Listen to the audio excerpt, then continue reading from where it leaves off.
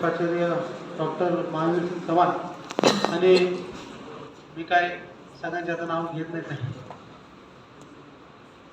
आज मनोगत व्यक्त करायचं होतं हे मला काय म्हणजे समजा माहित नव्हतं.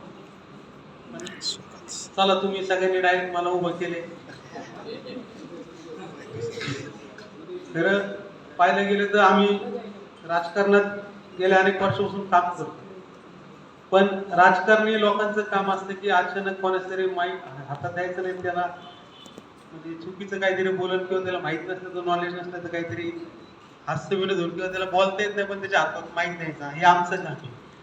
पण तुमचं साहित्यिक लोक सुद्धा राजकारणी आहेत असं मला या ठिकाणी 100% असं वाटायला लागले. कारण की ज्यावेळेस हे सगळी चर्चा चालत असताना हे सगळे कुटुंबातले लोक आहेत असं मला वाटतं. आणि हे वाटत असताना शब्दगंध साहित्य संमेलन याचा अर्थ